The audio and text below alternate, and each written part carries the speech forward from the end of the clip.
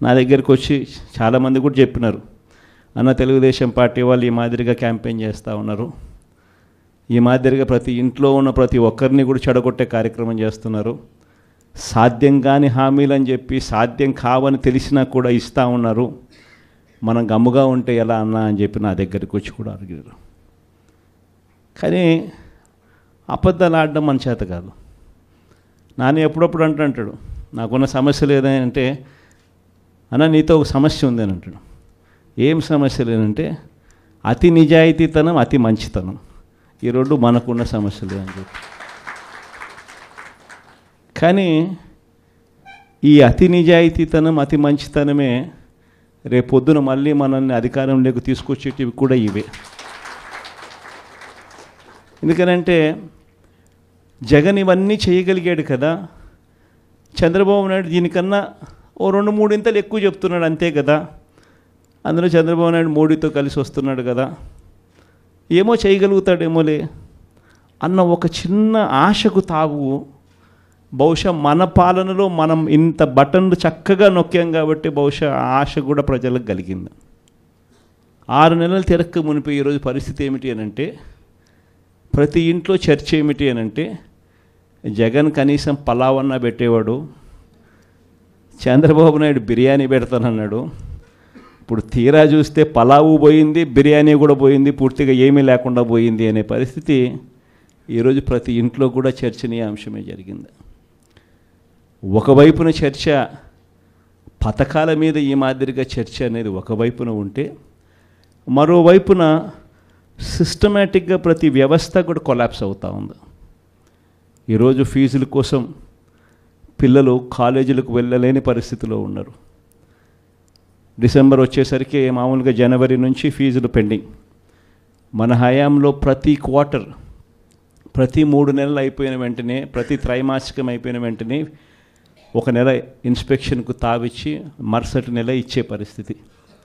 ఈరోజు జనవరి నుంచి ఫిబ్రవరి, మార్చికి సంబంధించిన ఫీజులు ఏప్రిల్లో వెరిఫికేషన్ చేసి మేలో ఇచ్చే పరిస్థితి మన హయాంలో. కానీ ఈరోజు చూస్తే జనవరి, ఫిబ్రవరి, March quarter, April, May, June quarter, July, August, September quarter, ఇప్పుడు ఇక అక్టోబర్, నవంబర్, డిసెంబర్. ఈ జనవరికి వస్తే 4 క్వార్టర్స్ అంటే సంవత్సరం ఫీజులు పిల్లలకు ఇవ్వని పరిస్థితి కనిపిస్తుంది. ఒక్క ఫీజు రీయింబర్స్మెంట్ బకాయిలే 2,800 కోట్ల రూపాయలు. ఇక దీనికి వసతి దీవెన కలుపుకుంటే మన హయాంలో ప్రతి ఏప్రిల్లోనూ ఇచ్చేవాళ్ళం, అది మరో 1,100 కోట్ల రూపాయలు. ఉట్టి ఫీజులకు సంబంధించిన బకాయిలే.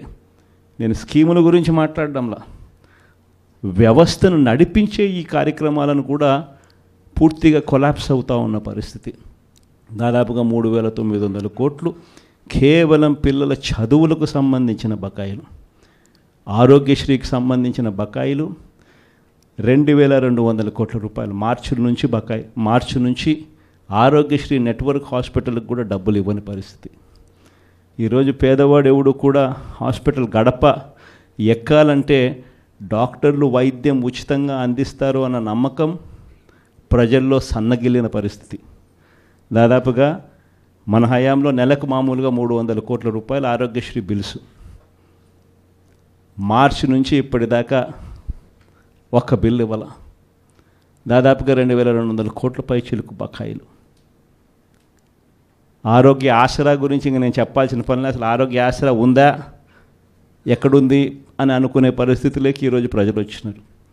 104, 108 ఫోన్ నెంబర్ కొట్టినా కూడా అంబులెన్స్ వస్తుందన్న నమ్మకం లేదు. వాళ్ళకు బకాయిలే, వాళ్ళు స్ట్రైకులు, ధర్నాలే. ఇలా సిస్టమేటిక్గా చదువులైతేనేమి, వైద్యం అయితేనేమి, ధాన్యం కొనుగోలు, చివరికి ధాన్యం కొనుగోలు పరిస్థితి కూడా ఎలా ఉంది అంటే, దళారీలు కొనేదాకా ప్రభుత్వం అడుగు ముందుకు వేయడానికి సిద్ధంగా లేదు. ఈరోజు ధాన్యం కొనుగోలుకు ఎంఎస్పి 1,720 రూపాయలు అయితే, ఈరోజు రైతులు 300 రూపాయలు తక్కువ రేటుకు ఇదే మీ కృష్ణా జిల్లాలోనే అమ్ముకునే పరిస్థితిలో ఈరోజు రైతులు ఉన్నారు. ప్రభుత్వం కొనాల్సిన సమయంలో కొంటే ఆర్బీకేల ద్వారా దళారీ వ్యవస్థ తీసేసి ఈ క్రాప్ చేసి పారదర్శకంగా మనం కొనుగోలు చేసినట్టుగా కొనుగోలు చేస్తే రైతులకు గిట్టుబాటు ధర వచ్చే పరిస్థితి నుంచి ఈరోజు గిట్టుబాటు ధర రాని పరిస్థితిలోకి మళ్ళీ రైతు వెళ్ళిపోయాడు. ఇలా ప్రతి వ్యవస్థ పూర్తిగా దిగజారిపోయిన పరిస్థితులే కనిపిస్తూ ఉన్నాయి.